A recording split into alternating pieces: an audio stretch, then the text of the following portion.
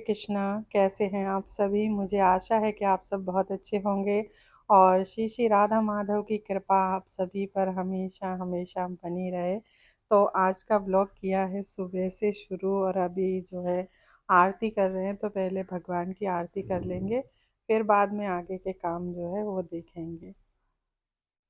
कभी कभी तबीयत खराब होने की वजह से थोड़ा लेट भी हो जाता है, लेकिन कोशिश रोज़ डेली यही रहती है कि 6 साढ़े 6 बजे से पहले पहले मंगला आरती हो जाए। लेकिन कभी कभी तबीयत खराब ज़्यादा होने की वजह से थोड़ा समय लग जाता है, तो उसको तो गुरु महाराज और भगवान फिर समझेंगे और देखेंगे।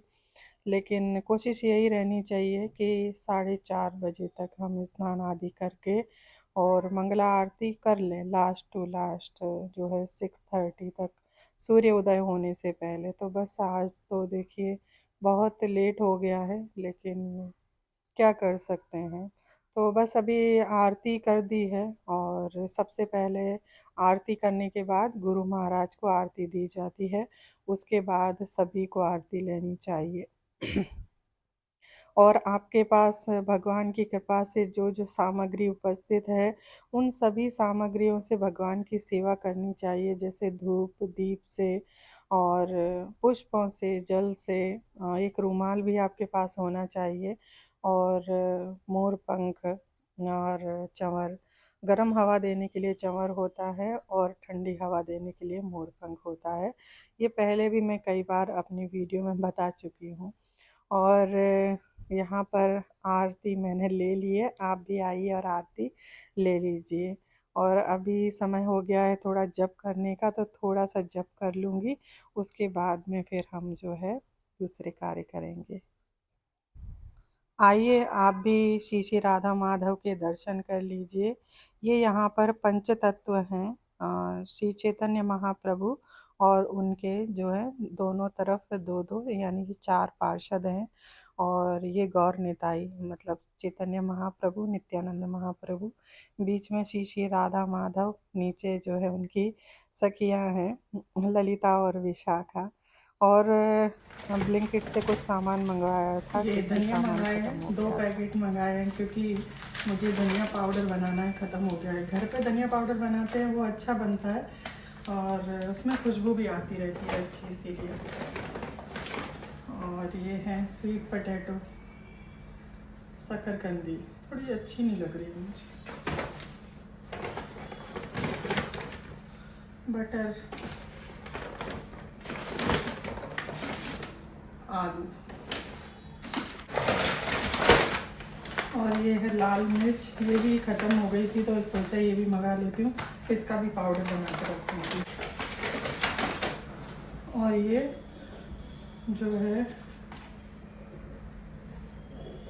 बेकिंग पेपर है, तो ये शीट्स है मंगाई है मैंने, ऑनेस्ट होम। तो यहाँ पे अभी हम मूंगफली सेक रहे हैं और ये मुझे सब्जी के लिए चाहिए होगी। और पिछले वीडियो में भी मैं मूंगफली सेक रही थी क्योंकि मैंने मिर्ची बनाई थी भरवा, इसीलिए। और यहाँ पे मैंने ये दही को फेंट के इसमें पानी डाल दिया है, केटल में से डाला, इसलिए ये मत सोचिए कि गर्म पानी है, ये ठंडा ही पानी है। और इसको हमने मठा बना लिया है, हमारे यहाँ छाछ को मठा बोलते हैं।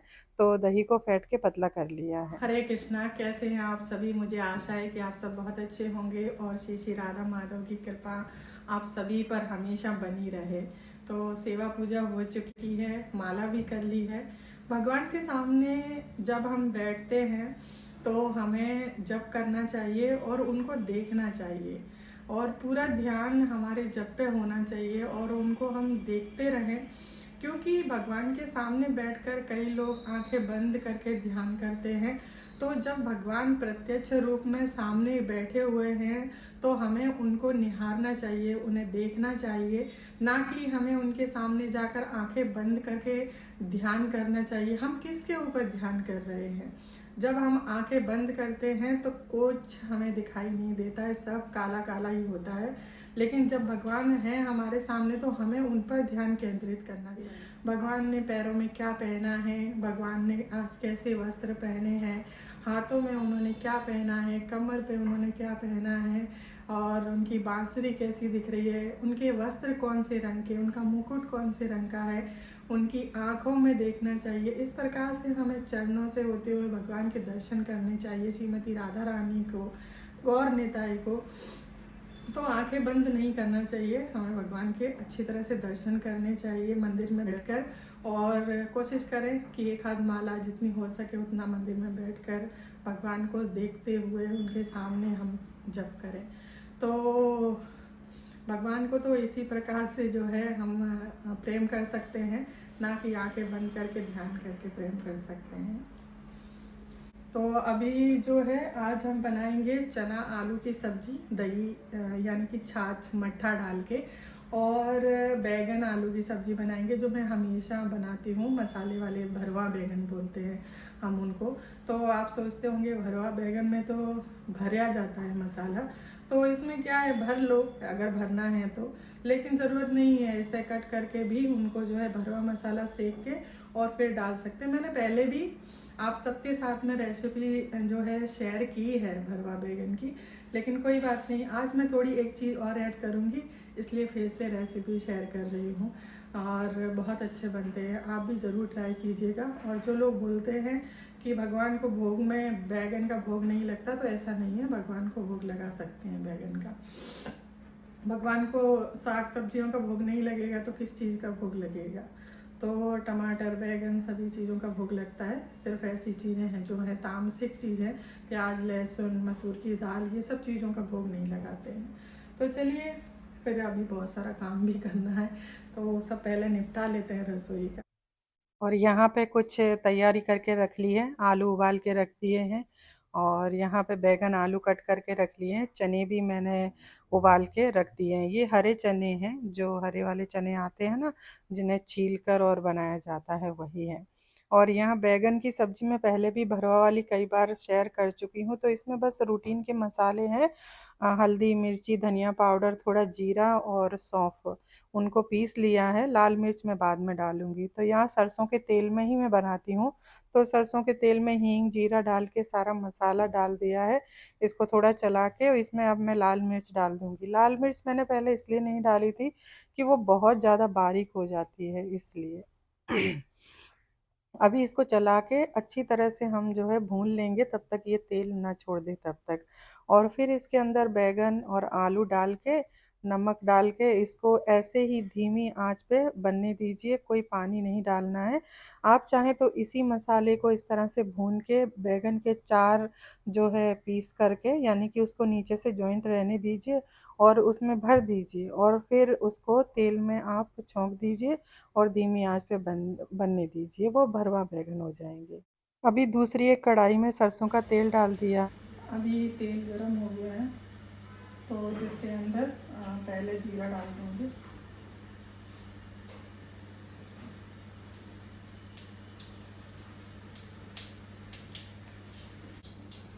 थोड़ी सी हींग। अभी इसके अंदर ये चने और आलू, थोड़ा सा पानी डाल दिया था, चने का पेस्ट बना लिया था, तो इसको भी डाल देंगे।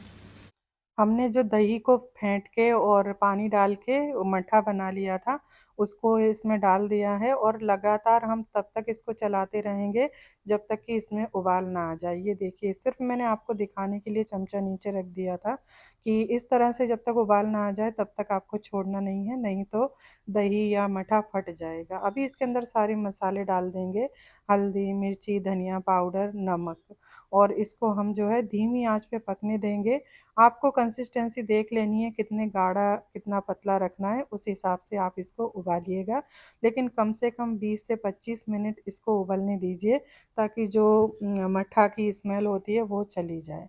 और यहाँ पे ये हमारे जो हैं बैगन वो थोड़े बहुत रह गए थे, तो मैंने फिर से रख दिया था इनको। वैसे अब ये तैयार हो चुके हैं, तो अमचूर पाउडर इसके अंदर डाला है, और बारीक कटे हुए हरे धनिए, और जो हमने मूंगफली के दाने भुने थे पहले, वो डाले हैं। तो एक बार इस तरह से भरवा बैगन ज़रूर बनाकर देखिएगा, ये बहुत अच्छे बनते हैं। और यहाँ पर अचानक से लाइट चली गई, वैसे कभी नहीं जाती है, लेकिन कुछ फॉल्ट हो गया होगा इसलिए चली गई थी, और 5 मिनट में आ भी गई थी। और यहाँ पर आलू भी बन चुके थे। तो हमारे यहाँ इसको निमोना बोलते हैं और उसमें भी मैंने धनिया काट के डाल दिए हैं। अभी यहाँ पे अंधेरे में ही रोटी बन रही है कैमरे के फॉक्स लाइट से, तो अभी थोड़ी देर में लाइट आ जाएगी। चलिए गोल गोल बढ़िया रोटी बना के सेक लेते हैं, फिर ठाकुर जी को हम भोग लगाएंगे।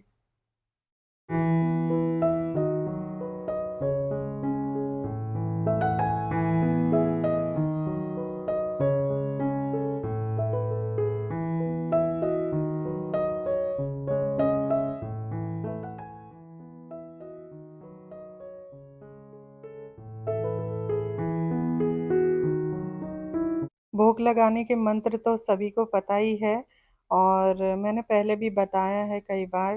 3 बार प्रभुपाद जी का प्रणाम मंत्र बोलना है, 3 बार चैतन्य महाप्रभु का प्रणाम मंत्र बोलना है और 3 बार श्री कृष्ण का प्रणाम मंत्र बोलना है और उसके बाद हरे कृष्णा बोल के और मंदिर के पर्दे बंद कर दीजिए। 5 मिनट 10 मिनट के लिए एक टाइम सेट कर लीजिए और फिर उसके बाद में भोग को निकाल लीजिए, वो प्रसाद बन गया है।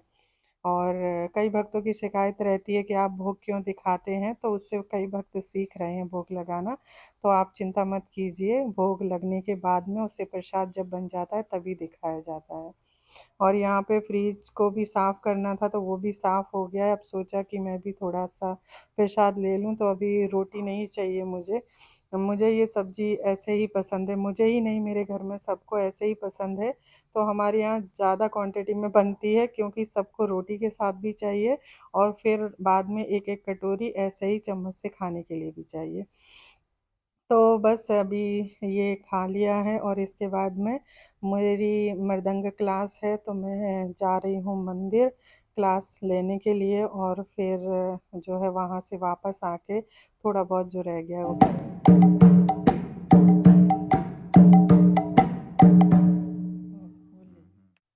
और रात को वापस से जो है आने के बाद फिर पैरों में हो रहा था बहुत ज़्यादा दर्द, क्योंकि जब शूटिंग करती हूँ और बहुत देर तक खड़ी रहती हूँ तो पैरों में ऐसे ही दर्द होता है। आपको तो पता ही है मेरे पैर में प्रॉब्लम भी है, इसीलिए और ज़्यादा तकलीफ़ होती है। और यहाँ पे मैं गर्म पानी करके इसमें जो है एक सॉल्ट आता है, एप्सम सॉल्ट आता है शायद, उसको डाल के उसमें जो है आधा घंटा जितना पैर रखूँगी तो इससे जो है काफ़ी मुझे आराम मिलेगा। तो जब तक पैरों की सिकाई हो रही है, तब तक थोड़ी बहुत माला रह गई है, तो वो माला भी कर लेंगे और पैर भी सिक जाएँगे। और फिर उसके बाद में क्या हुआ कि पैर जो है मैंने इसके अंदर रखे थे डुबाकर, इसकी वजह से जो डेड स्किन होती है ख़राब हो जाती है, जो उलझती है किसी भी कपड़े में, ये देखिए ये अभी पैर की जो पानी में रखने की वजह से ये ऐसे फूल गई है, नहीं तो कड़क-कड़क होती है। तो मैंने सोचा चलो अभी लगे हाथ इसको भी निकाल ही देते हैं, इतनी देर से पैर रखे थे, तो ये काफ़ी नरम पड़ गई है और फूल भी गई है। तो ये इस तरीके का जो टूल होता है ना, उससे ही मैं इसको घिस कर निकाल दूँगी। इस ये आप एक बार प्रोसेस करेंगे तो काफ़ी टाइम तक, मतलब 2-3 महीने तक आपको पैर देखने नहीं पड़ेंगे। देखिए फट जाते पैर तो नहीं अच्छे लगते और हमको भी उससे परेशानी होती है। उसके बाद में मैंने अच्छी तरह से पैरों को सुखाकर इसके ऊपर जो है नारियल का तेल लगा दिया है, ताकि ये जो अभी हमने किया ना प्रोसेस, उसकी वज़ह से फिर और ज़्यादा फटने लगेंगे, तो तुरंत आपको तेल लगा देना है। अभी रात हो चुकी है तो ठाकुर जी को विश्राम भी करवाना है, तो बस भगवान को मैं अभी विश्राम करवा रही हूँ। और आज का वीडियो तो बस यहीं तक था। आपको कैसा लगा मुझे कमेंट करके ज़रूर बताइएगा। फिर किसी अगले वीडियो में मिलेंगे, तब तक के लिए धन्यवाद। हरे कृष्णा, हरि बोल। तो हम पढ़ रहे हैं भक्ति रसामृत सिंधु।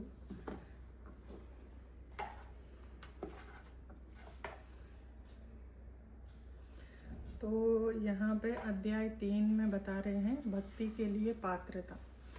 तो भगवत भक्ति में 100% निरंतर रहने वाले महात्माओं की संगति में रहकर मनुष्य को श्री कृष्ण के प्रति किंचित आकर्षण उत्पन्न हो सकता है, किंतु वह सकाम कर्मों एवं भौतिक इंद्रिय भोग के प्रति इतना आसक्त हो सकता है कि अन्य किसी प्रकार का त्याग करने के लिए तैयार ना हो।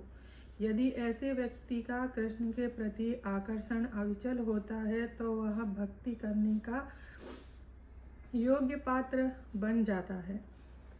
शुद्ध भक्तों की संगति में कृष्ण भावना अमृत के लिए यह आकर्षण सौभाग्य का सूचक है। चैतन्य महाप्रभु ने पुष्टि की है कि प्रामाणिक गुरु तथा कृष्ण दोनों ही की कृपा से केवल भाग्यवान व्यक्तियों को भक्ति का बीज प्राप्त हो पाता है। इस संदर्भ में भगवान कृष्ण श्रीमद् भागवत में 11.20.8 में कहते हैं, हे उद्धव, अतीव भाग्य से ही कोई मेरे प्रति आकृष्ट होता है। यदि वह सकाम कर्म से पूरी तरह विरक्त ना भी हो या भक्ति के प्रति पूर्ण रूपेण अनुरक्त ना भी हो तो भी ऐसी सेवा तुरंत प्रभाव दिखलाती है।